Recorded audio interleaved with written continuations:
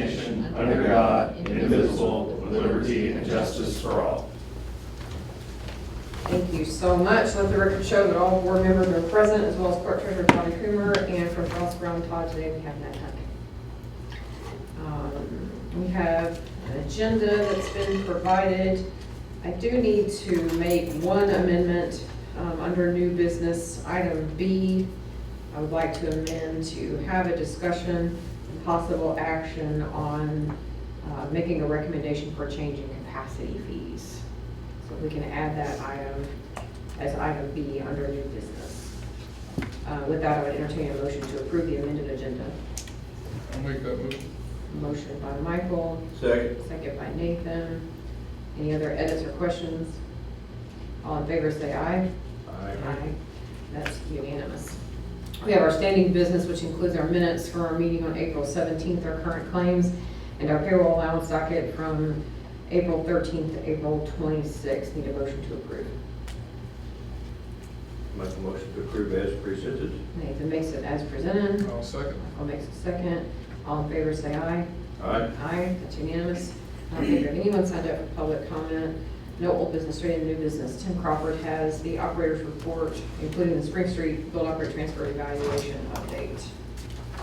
Thank you. Good morning. Good morning. Starting off with just a brief operations update. We have found that an inch rainfall event does not concern us as much as it used to prior to the 8-inch rainfall event. So the past 2 weeks have been fairly calm in our opinion. I do have Seth with me here today. I kind of let him get involved a little bit more so, just to know what, keep up to speed what's going on. So, but overall, unless Seth, you have anything to add, I don't think we really had anything outstanding over the past couple of weeks. Yes, sir. So, other than that, but as the mayor alluded to, I do have for you, and took the liberty prior to the meeting to pass out the evaluation summary for the submitted RFPQs that we received at the last meeting. We received 2 excellent packets in it. You will notice in the evaluation summary, I mean, they are literally neck and neck. There are a couple of questions, a couple of discrepancies that were expressed in some of the evaluations on the second sheet. I did try to summarize just a couple of the questions that were there. Would be glad to answer any questions. I wanted to make sure that these get into the record today and open the opportunity for the board to ask anything.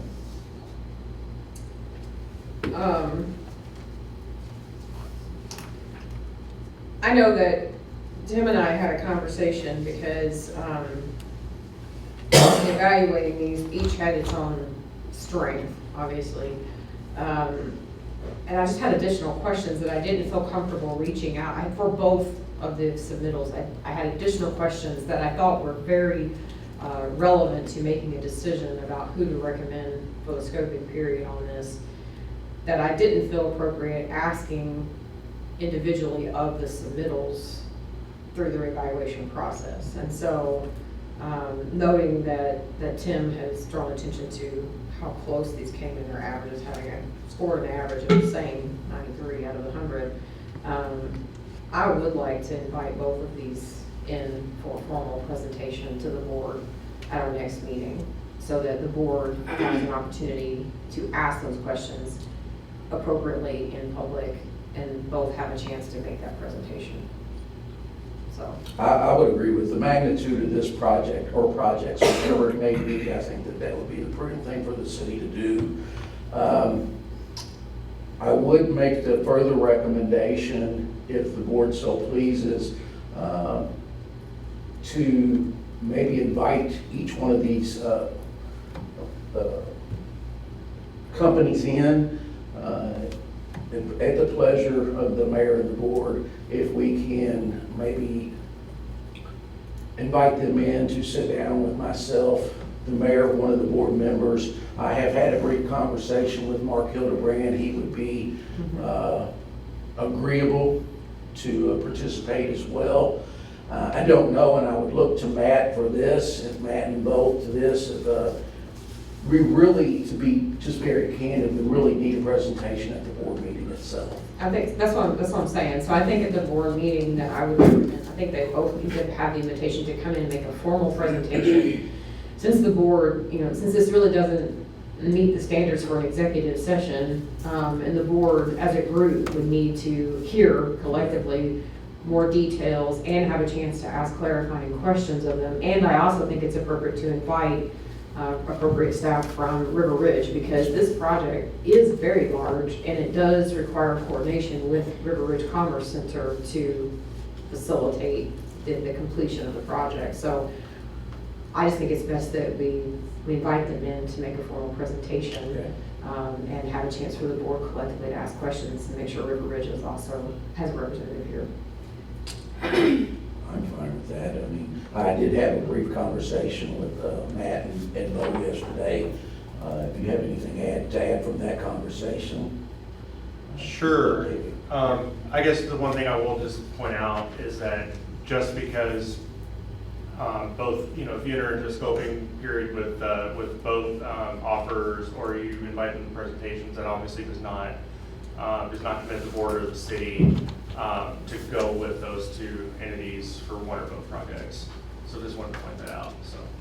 But you see nothing wrong with us at this point. It's not a violation of the BOT process to invite them in for a formal presentation for clarifying questions at this point. No, not at all. It's totally fine. So to get more information and stuff.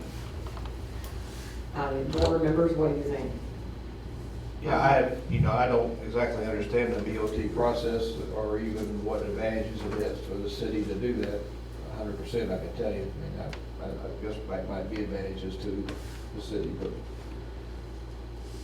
it maybe just be funding.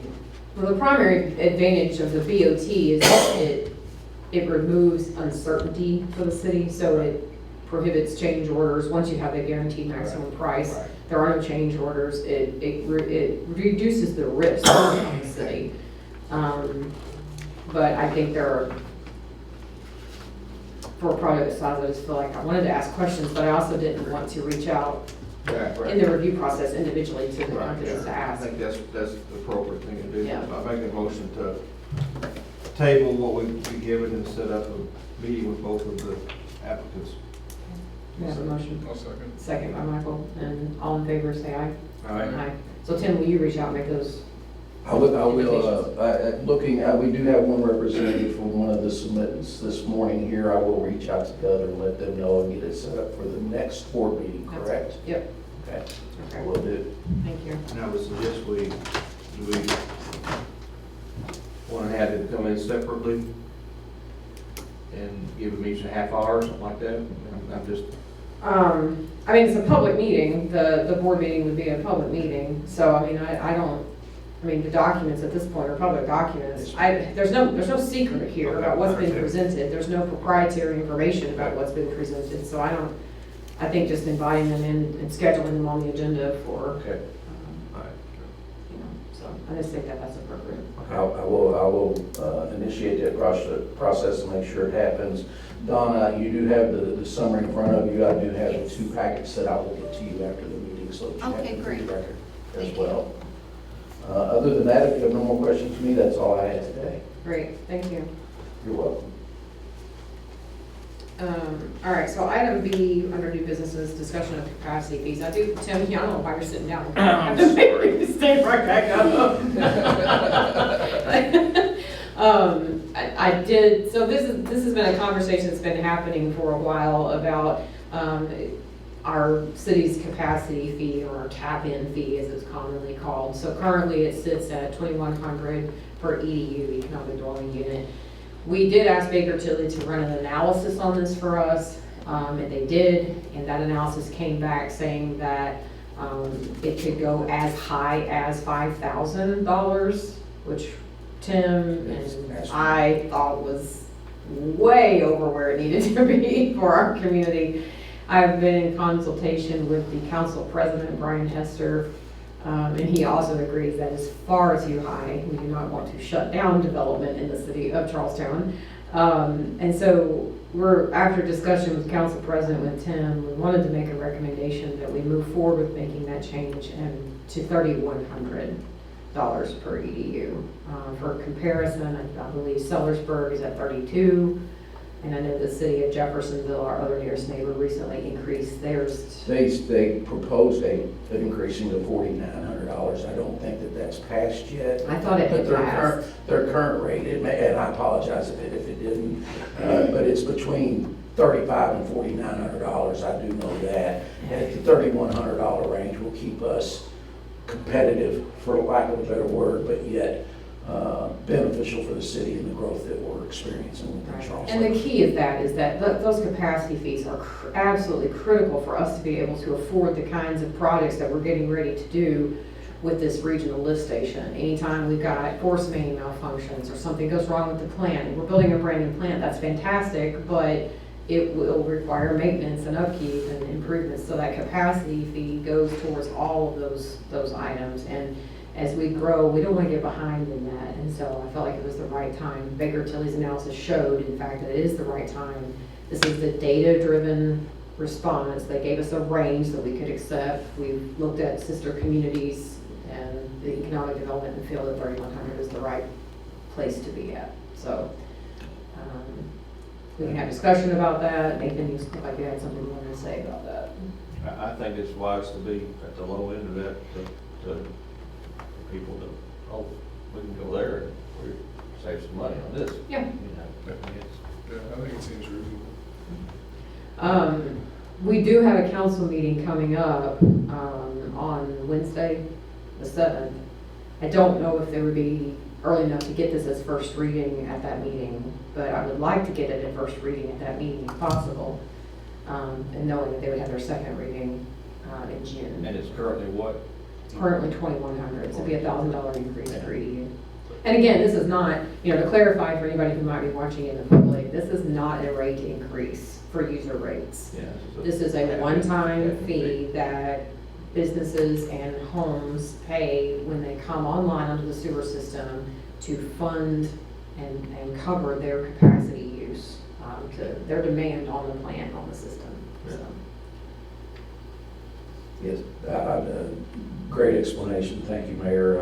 Again, Matt's going to get tired of me putting him on the spot, but he and Bo and myself had a conversation yesterday, and if there's anything that I've been remiss in repeating on what we spoke about yesterday, Matt, I would ask that you put it out there. Oh, sure. Yeah, we did touch on the capacity fees a little bit yesterday. My only question is, at this point, are we still looking at potentially changing anything about how the capacity fees are calculated, or at this point, are we just increasing the per EDU? We're just increasing per EDU. costs. Yes. Okay.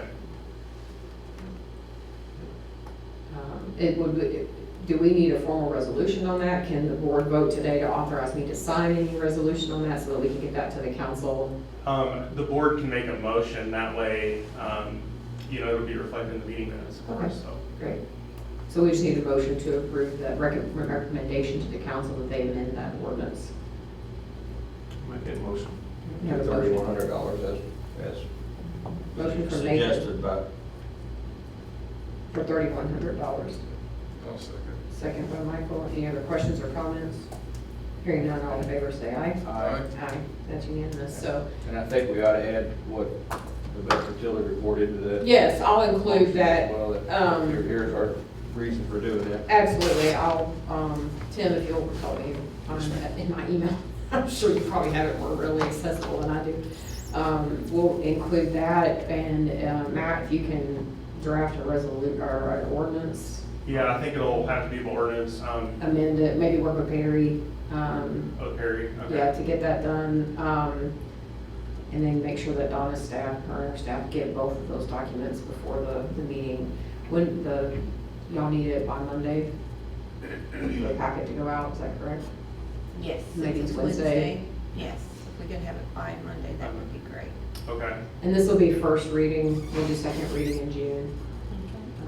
I don't know if we have to advertise that before adoption. I need to dig into that a little bit Okay. more, because there's a question on whether or not the normal rate adjustment process has Okay.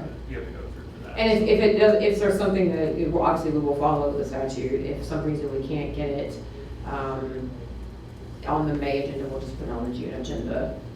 I'm pretty sure you have to Yeah. adopt that because it's fees. It's these. Yeah, it shouldn't be an issue for first reading. Okay.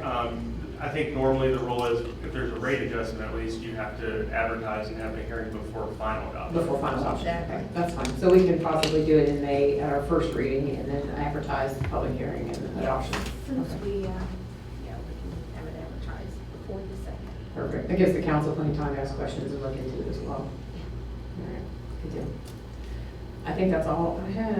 Anybody else has anything else? Nope. All right, just need a motion to adjourn. I'll make a motion to adjourn. Motion by Michael, Second. second by Nathan. All in favor, say aye. Aye. Aye, we are adjourned. Thank you.